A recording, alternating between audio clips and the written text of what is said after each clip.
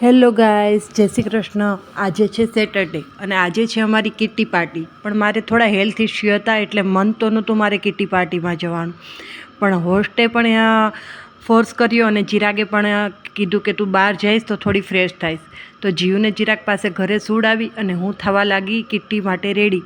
કારણ કે આજે કિટ્ટીની થીમ હતી બેક ટુ બચપન, જેમાં મારે નાની નાની પ્રિન્સેસ જેવી બનીને જવાનું હતું. તો જીયુની બધી એસેસરીઝ લઈને હું રેડી થઈ ગઈ. ત્યાં જઈને અમે લોકોએ બહુ બધી રીલ્સ બનાવી, વિડીયો શૂટ કર્યા, ફોટો શૂટ કર્યું, ઘણી બધી ગેમ રમી.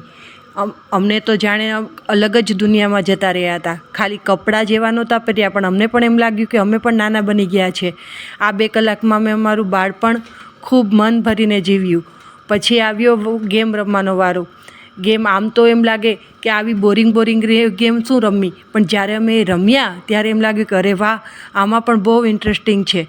બધાએ ખૂબ ખૂબ ખૂબ એન્જોય કર્યું. અને કોઈએ સાચું જ કહ્યું છે કે બાળપણ જ એક એવો સમય છે જ્યારે તમે તે મન ભરીને માણી શકો છો. કારણ કે યુવાનીમાં તો તમે પૈસો કમાવામાં વ્યસ્ત હોય અને ગળપણમાં તો નથી તમારી પાસે સમય કે નથી એટલી શક્તિ. તો આજે અમે પણ એ જ કર્યું. અમે પણ ઘરનું ટેન્શન, બાળકોની ચિંતા અને કામની ઉપાધિ મૂકી અને માત્ર ને માત્ર એન્જોય જ કર્યું. આજે પાર્ટી હતી અમારી અન્નપૂર્ણાના ઘરે, તો ખાવા પીવાનું તો હોય જ. એટલે એણે બહુ બધી મેગી બનાવેલી હતી, એ પણ અલગ અલગ વેરાયટીની. તો અમે બધાએ મન ભરીને માણી અને નેક્સ્ટ કિટ્ટી કોના ઘરે કરશું એ ડિસ્કસ કર્યું.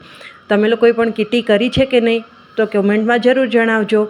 હવે પાર્ટી પતી ગયા પછી ચિરાગ અને જીવ મને પિકઅપ કરવા માટે આવી ગયા હતા. તો મેં ચેન્જ કર્યું કારણ કે ત્યાર પછી અમારે જવાનું હતું મંદિરે. બધાને બાય બાય કરી ડિઝર્ટ લઈ અને અમે મંદિર તરફ રવાના થયા. કારણ કે હતી આજે ચૈત્ર અષ્ટમી. તમને મારો વ્લોગ ગમ્યો હોય તો મારી ચેનલને લાઇક, શેર અને સબસ્ક્રાઈબ જરૂર કરજો. મંદિરે જઈ અને દર્શન કર્યા પછી અમે પાછા રિટર્ન ઘરે આવી ગયા. Thank you, by.